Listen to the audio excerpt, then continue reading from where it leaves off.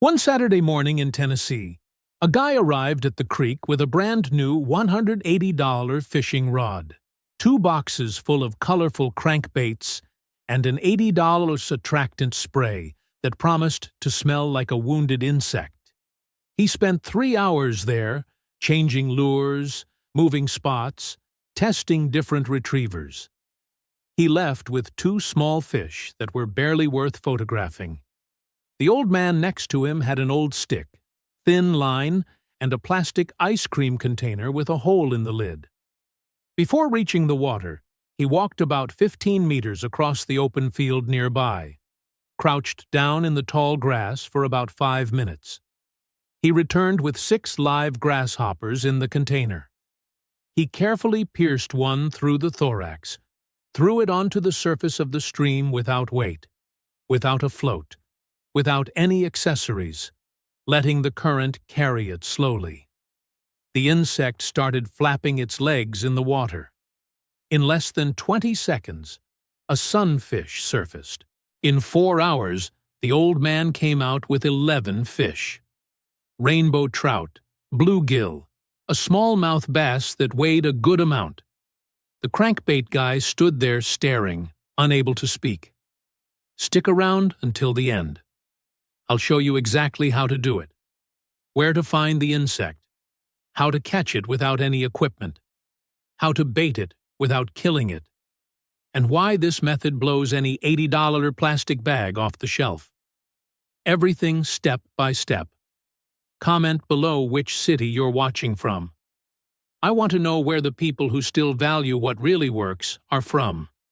But before we get to the step-by-step instructions, you need to understand who profits from your forgetfulness, because there are many people making a lot of money from the fact that you don't know what this old man knew by heart. The fishing industry in the U.S. generates almost $50 billion a year. $50 billion! And a large chunk of that money comes from you buying synthetic attractants, imported plastic lures, and scented sprays that promise to replicate what nature already offers for free in any open field. A grasshopper you catch in 5 minutes walking through the field has no packaging, no barcode, no profit margin for anyone. That's why it's disappeared from conversations about fishing. That's why no specialized store will recommend this technique to you. If every fisherman knew how to use live grasshoppers the right way, half the bait shelves from Montana to Texas would be empty. It's that simple. Proof of this is that entire generations of creek fishermen in the American South and Midwest used this technique as standard, before specialty stores existed, before sponsored base tournaments, before anyone invented the idea that fishing requires expensive equipment to work. And it wasn't marketing that buried this. It was convenience. It became easier to buy than to collect, quicker to grab it off the shelf than to crouch down in the field. But the fish hasn't changed. Its instinct remains the same as it was 100 years ago. But you know what's even crazier about all this? The grasshopper's efficiency isn't just old fishermen's mysticism. There's a biology behind it that explains every detail, and when you understand it, you'll never look at a plastic lure the same way again. Before we get to that part, there's something I need to show you. This grasshopper trick is just a small part of what creek and lake fishermen knew before the industry became the circus it is today. The old-timers knew how to read the current, identify structure, understand fish behavior by species, and know what time of day each fish was, at what depth. I've compiled this kind of knowledge in high-level fishing, the water game. Most fishermen spend their entire lives in the wrong spot without understanding why. The link pinned in the comments has the complete guide so you can stop guessing and start reading the environment like the masters did. Scroll down. Now let me show you what happens underwater when a live grasshopper falls to the surface. Because the fish's response is no coincidence. It's pure biology. The item is a live grasshopper. It seems too obvious to work so well, but it works for reasons that the fishing store will never explain to you, because explaining that would convince you not to buy anything. Trout, bluegills, and bass have an olfactory system capable of detecting amino acids in minuscule concentrations in water. We're talking parts per billion. When a live insect falls and begins to struggle on the surface, it releases a combination of organic compounds, acids, muscle enzymes, substances from the exoskeleton that immediately come into contact with the water. This triggers the fish's olfactory receptors at a level that no synthetic spray can replicate with the same chemical precision. Sprays pick up one or two isolated compounds. The live insect releases the complete package. But it doesn't stop there. The fish's lateral line, a sensory system that runs the entire length of its body, detects vibrations in the water with incredible sensitivity. The grasshopper's irregular foot slapping on the surface generates the exact vibration pattern of wounded prey in panic, unable to escape the water. Two simultaneous signals, the smell of a live insect and the vibration of something struggling to survive. The fish doesn't decide to attack. Its body reacts automatically. It's a reflex. It's a predator's instinct activated by a real stimulus. Crankbait only mimics visual movement. A live grasshopper covers movement, smell, and texture all at once. No amount of plastic can capture all three simultaneously. And there's a timing factor that takes it all to another level. From August to October in most of the south-central, midwestern, and northwestern states of the U.S., grasshoppers naturally fall into rivers and lakes all the time. Wind, vegetation, the weight of the insect itself, they constantly fall into the water. The fish become conditioned for weeks to attack anything that moves on the surface during this period. You're not just using good bait. You're using exactly what the fish have learned to hunt in recent weeks. It's almost cheating. Now that you know why it works, let me show you how to do it. From field to water. No beating around the bush. Step 1. Where and how to capture. Any area of tall grass near water will do. The edge of an open field, the side of a rural road, or land with uncut vegetation. Grasshoppers are slower early in the morning because their bodies are ectothermic. They need solar heat to warm up and gain agility. Arrive between 7 and 9 a.m. Crouch down, slowly examine the grass stalks. They stand there waiting for the sun to warm them. Cover the exit with both hands and close slowly. 6 insects in less than 5 minutes. Bring a plastic container with a perforated lid for breathing. That old cream cheese container works perfectly.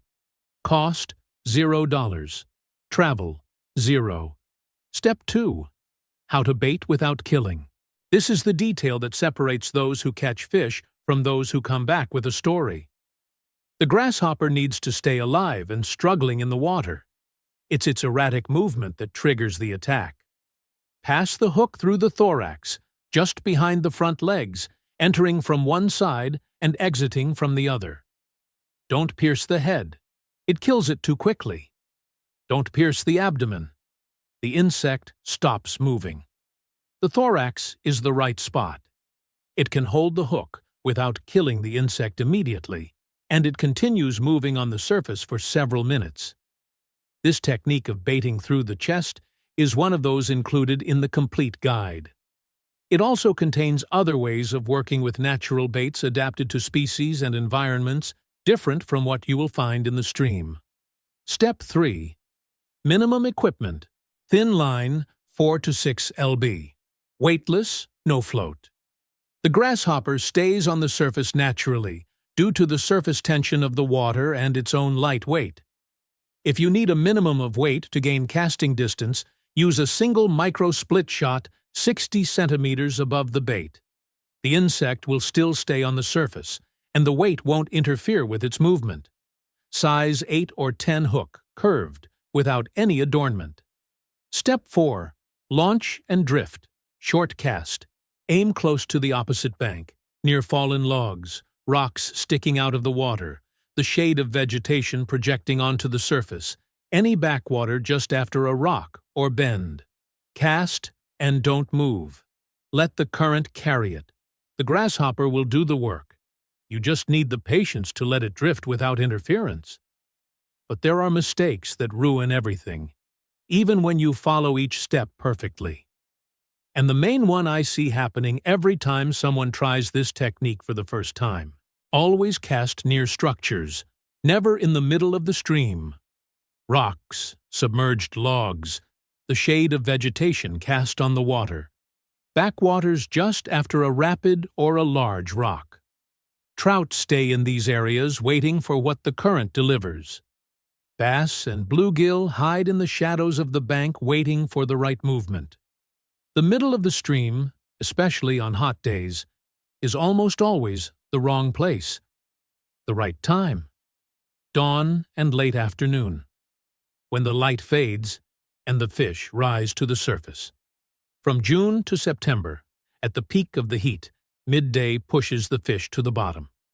Don't insist. Wait for the sun to go down. Species that respond best. Rainbow trout and brown trout in cold mountain streams, bluegill and other panfish in calm lakes and rivers, smallmouth bass in moderately flowing rivers. In all of them, a surface with live insects in the summer is one of the strongest triggers that exists. The fatal mistake, touching the bait too early. It's the number one mistake.